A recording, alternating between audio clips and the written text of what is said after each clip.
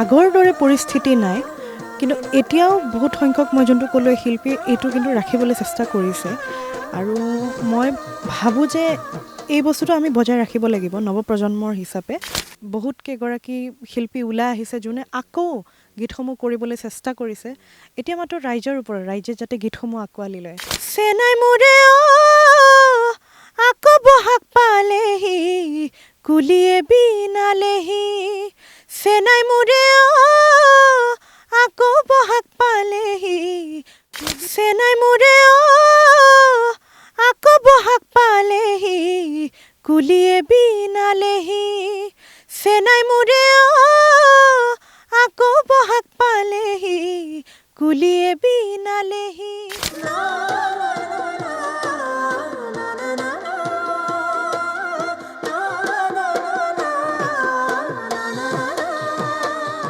ভিতালী বাৰ জুবিন গাৰ্গ বুলি ক'লে মোৰ জীৱনৰ মানে আমি আজি যে আপুনি ইণ্টাৰভিউ লৈ আছে বা ষ্টুডিঅ'লৈ আমি আহিছোঁ সেই ভিতালী দাসৰ কাৰণে জুবিন গাৰ্গৰ কাৰণে নাহৰ গাবলৈ তুমি জনাই জানমণিজনী উভতি যায় জোনবা এতিয়া আকাশত লুকাই জুবিন মামা বুলি কিয়নো বিনা। নমস্কাৰ, আপোনালোকে চাই আছে অসম লাইভ 24 আৰু মই প্ৰিয়মজ্যোতি হাজৰিকা। যিহেতু এতিয়া ডিচেম্বৰ মাহ আৰু ডিচেম্বৰ মাহত এতিয়া ভীষণ ব্যস্ততা দেখিবলৈ পোৱা যায় অসমৰ সংগীত ষ্টুডিঅ'সমূহত। সংগীত শিল্পীসকলো খুবেই ব্যস্ত হৈ পৰে, কিন্তু এইবেলি কিছু পৃথক, কিয়নো এইবেলি আমাৰ প্ৰাণৰ শিল্পী যিহেতু জুবিন গাৰ্গ আমাৰ মাজত নাই। এইবেলি তেনেকৈ গান কৰা হোৱা নাই যদিও কিছুৱে গান কৰি আছে আৰু এইবেলি বহুকেইটা গান সৃষ্টি হৈছে জুবিন গাৰ্গক শ্ৰদ্ধা জনাই, জুবিন গাৰ্গক সুঁৱৰি বহুকেইগৰাকী কণ্ঠশিল্পীয়ে গান সৃষ্টি কৰিছে। আৰু মই বৰ্তমান গুৱাহাটী মহানগৰীৰ এটা ষ্টুডিঅ' মায়া ষ্টুডিঅ'ত উপস্থিত আছোঁ। মায়া ষ্টুডিঅ'ৰ বাহিৰৰ ভাগত উপস্থিত আছোঁ। আমি ভিতৰলৈ সোমাবলৈ চেষ্টা কৰিম। মায়া ষ্টুডিঅ'ৰ ভিতৰতো এটা গান বাণীবদ্ধ কৰি থকা হৈছে, যিটো গীত জুবিন গাৰ্গক শ্ৰদ্ধা জনাই এটা বিহু গীত বাণীবদ্ধ কৰি আছে দুজন উদীয়মান কণ্ঠশিল্পীয়ে। আমি ভিতৰৰ ভাগৰ পৰিৱেশ আপোনালোকক দেখুৱাবলৈ চেষ্টা কৰিম, গতিকে চাই থাকক আপোনালোকৰ প্ৰিয় চেনেল অসম লাইভ 24।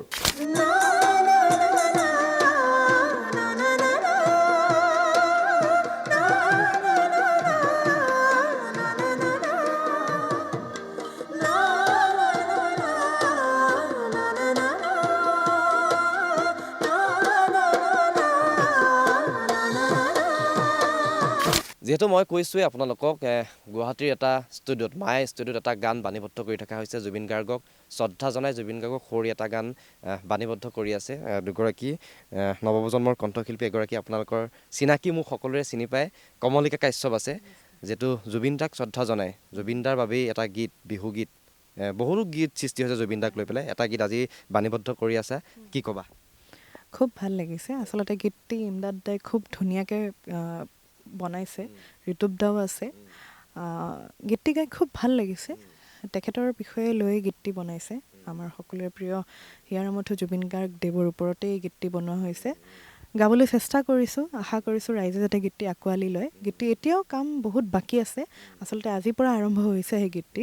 যেতিয়াই ৰিলিজ হ'ব আমি নিশ্চয়কৈ ৰাইজৰ আগলৈ মুকলি কৰি দিম। আশা কৰিছোঁ সকলোৱে গীতটি ভাল পাব। যিহেতু এতিয়া ডিচেম্বৰ মাহ আৰু ডিচেম্বৰ মাহ বুলি ক'লেই ষ্টুডিঅ'সমূহত এটা সময়ত ভীষণ ব্যস্ততা, মানে আগৰ বছৰলৈকে যোৱা বছৰলৈকে ভীষণ ব্যস্ততা, কিন্তু এইবাৰ পূৰ্বৰ তুলনাত নাই, যিহেতু আমাৰ প্ৰাণৰ শিল্পীগৰাকী আমাৰ মাজত নাইকিয়া, হয়নে, কি ক'বা? আচলতে এই যোনটো ডিচেম্বৰ মাহৰ পৰা যোনটো ব্যস্ততা বুলি কথা কৈছে, এইটো আচলতে মাহঁতৰ দিনৰ পৰাই আছে।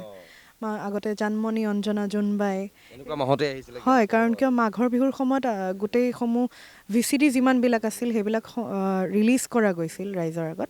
সেয়েহে এই যোনটো কালচাৰ এইটো বহুত আগতেই শেষ হৈছে আচলতে, কিন্তু মই দেখিছোঁ যে বহুত সংখ্যক শিল্পীয়ে এতিয়াও সেইটোক বজাই ৰাখিবলৈ চেষ্টা কৰিছে, যেনেকৈ আমাৰ ৰাংঢালী, তাৰপিছত বগীতৰা আৰু জানমণিও মই যিমান দূৰলৈ গম পাইছোঁ নতুনকৈ আকৌ উপস্থাপন কৰিলে আনিছে। আৰু সেইখন জানমণিত আচলতে জুবিন গাৰ্গ দেৱৰ কেইটামান গীত আছেও, শেষৰ কেইটামান গীত জানমণিত তেখেতে বাণীবদ্ধ কৰিছিল, সেইসমূহ আছে। আৰু এইটো গীত যোনটো ইমদাদ দাই কৰি আছে, এই গীতটিটো টোটেলি আমি জুবিন গাৰ্গ দেৱৰ ওপৰতেই শ্ৰদ্ধা জনাই তেখেতক ডেডিকেট কৰি এটা বিহু গীত কৰা গৈছে।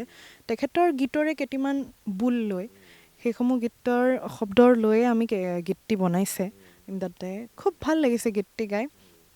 আৰু ব্যস্ততা বুলি ক'ব গ'লে আচলতে যদিও সেই আগৰ দৰে পৰিস্থিতি নাই, কিন্তু এতিয়াও বহুত সংখ্যক মই যোনটো ক'লোঁ শিল্পীয়ে এইটো কিন্তু ৰাখিবলৈ চেষ্টা কৰিছে। আৰু মই ভাবোঁ যে এই বস্তুটো আমি বজাই ৰাখিব লাগিব নৱপ্ৰজন্মৰ হিচাপে, কাৰণ কিয় আগন্তুক দিনলৈ এইসমূহ যদি আমি জীয়াই নাৰাখোঁ তেতিয়াহ'লে কিজানি নাইকিয়া হৈ গ'লে তেতিয়া আৰু বেয়া পৰিস্থিতি আহি যাব। সেয়েহে এই যোনটো ব্যস্ততা ডিচেম্বৰ মাহৰ প্ৰত্যেকটা ষ্টুডিঅ'তে বিহুৰ কাৰণে গীতসমূহ বাণীবদ্ধ কৰা হয়, সেয়া লাগিলে জানমণিয়ে হৈছিল বা অঞ্জনাই হৈছিল। এতিয়া কিন্তু জানমণি অঞ্জনা নহ'লেও সৰু সৰুকৈ নিজৰ যোনবিলাক ইণ্ডিভিজুৱেলছ যিমানবিলাকে গান বনাইছে শিল্পীসকলে, সেনেকৈ কিন্তু সৰু সুৰাকৈ গীতসমূহ চলি আছে। আৰু ময়ো কেইটামান গীত বাণীবদ্ধ কৰি আছোঁ। বহুত কেইগৰাকী শিল্পী ওলাই আহিছে যোনে আকৌ গীতসমূহ কৰিবলৈ চেষ্টা কৰিছে। এতিয়া মাত্ৰ ৰাইজৰ ওপৰত, ৰাইজে যাতে গীতসমূহ আঁকোৱালি লয়, কাৰণ কিয় বিহুটো এনেকুৱা এটা বস্তু যোনটো আমাৰ আপুৰুগীয়া। এই বাপতিসাহোন বিহুটিৰ সময়তে আচলতে প্ৰত্যেকজন শিল্পীয়ে প্ৰত্যেকটা বিহুগীত আচলতে ওলাবলৈ বা ৰিলিজ কৰিবলৈ চেষ্টা কৰে। সেইসমূহ গীত যাতে ৰাইজে আঁকোৱালি লয় তাৰে আশা কৰিছোঁ। এই বিশেষ গীতটো যিটো তুমি ৰেকৰ্ডিং কৰি থকা মুহূৰ্তত বাণীবদ্ধ কৰি থকা সময়ত আমি শুনিবলৈ পালোঁ, এই গীতটো আমি পুনৰ নুশুনো, আমি যিটো শুনিছোঁ এই গীতটো, আমি সেই তাহানিৰ বিহু এটা তুমি কৈছাই নহয় মাহঁতৰ দিনৰ, অকণমান বিহু এটা তোমাৰ কণ্ঠত শুনো নেকি? তাহানিৰে বিহুগীত মোৰ প্ৰিয় বুলি ক'ব গ'লে বহুত পুৰণি বহুত গীত আছে, কিন্তু তাৰে ভিতৰত এটা মা আৰু জুবিন দাই একেলগে গোৱা কিবা নিশ্চয়কৈ মই অলপমান গুণগুণাই দিছোঁ দেই। চেনাই মোৰে আকৌ বহাগ পালেহি, কুলিয়ে বিনালেহি। চেনাই মোৰে আকৌ বহাগ পালেহি, কুলিয়ে বিনালেহি। উগুল থুগুল মনে আজি নলয় কিয়নো বুজনি, হে উগুল থুগুল মনে আজি নলয় কিয়নো বুজনি। চেনাই মোৰে জৰিবৰৰ তলতে, নাচিম নুহিয়া ঢালি, নাচিম নুহিয়া ঢালি।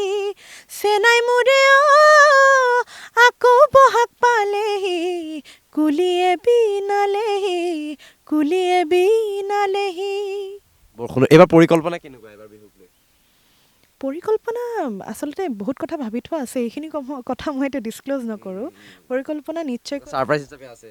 নিশ্চয়কৈ বহুতকেইটা আচলতে এইবছৰ ভাল লাগিছে এইটো কথা যে পুৰণা সৃষ্টিসমূহ আকৌ আহি গৈছে। ৰাংঢালী গীত ৰিচেণ্টলি হেকুটি বিহু এটা ৰিলিজ হৈছে, আৰু কৃষ্ণমণি মামাৰ, তাৰপিছত ভিডিঅ'টো কাইলৈ মোক হয় আৰু তাৰে লগতে বগীতৰাও আহি আছে।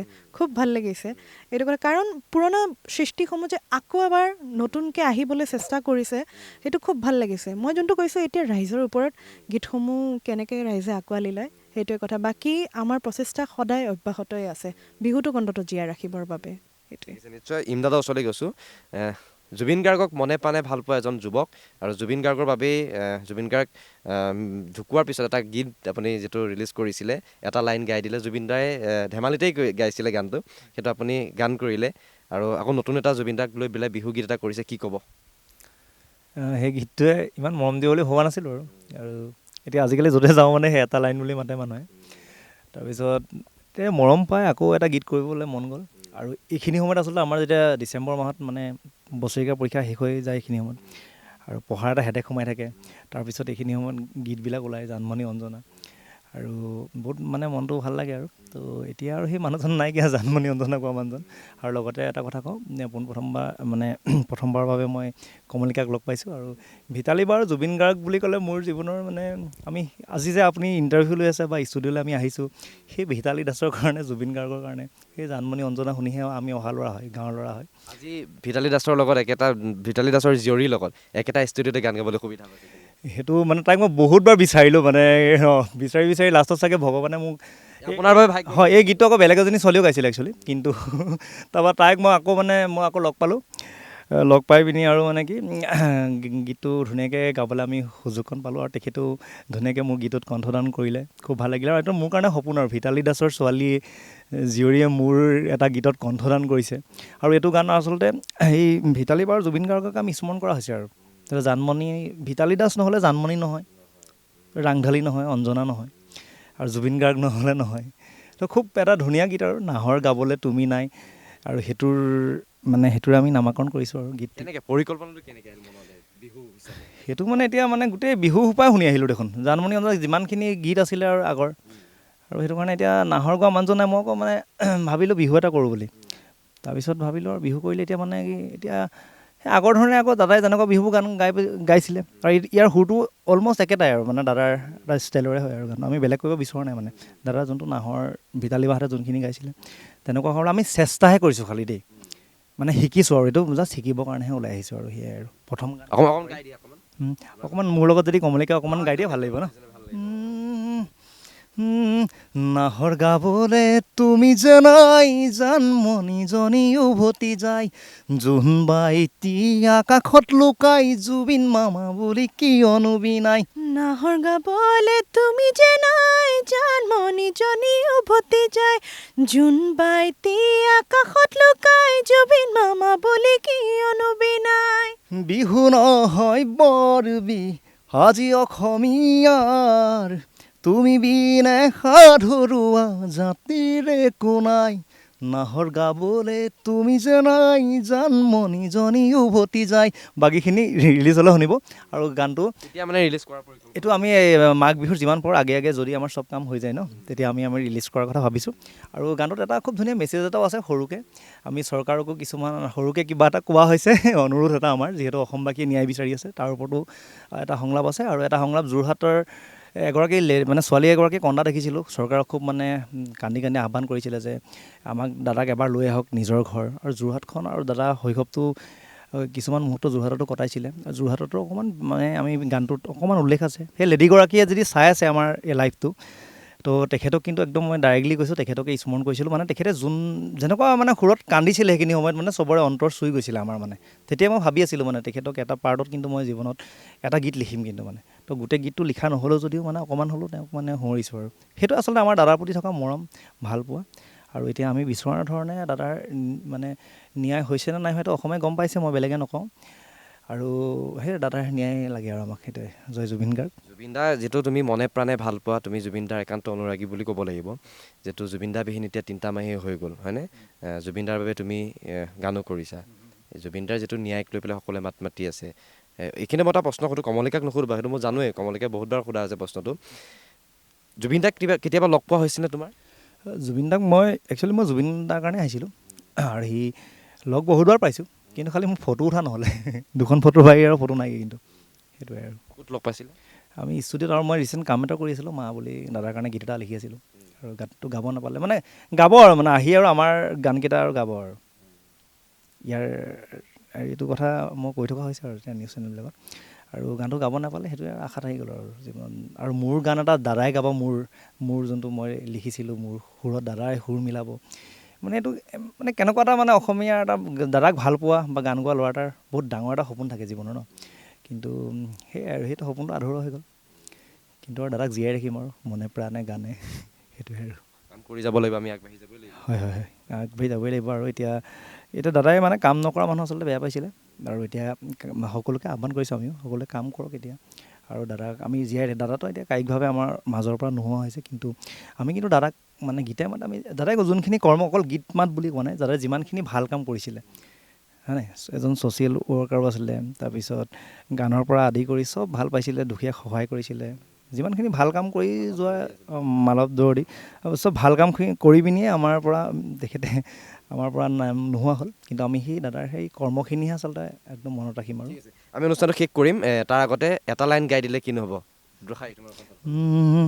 এটা লাইন গাই দিলে কিনো হ'ব দেশৰ অৱস্থা নাই তুমি নাথাকিলে কিনো কৰোঁ ভাবি পোৱা নাই মানুহৰ সংবিধান দিলা তুমি জীৱন দান আজিও সি সময় আমি তোমাৰ সন্তান এটা লাইন গাই দিলে কিনো হ'ব দেশৰ অৱস্থা নাই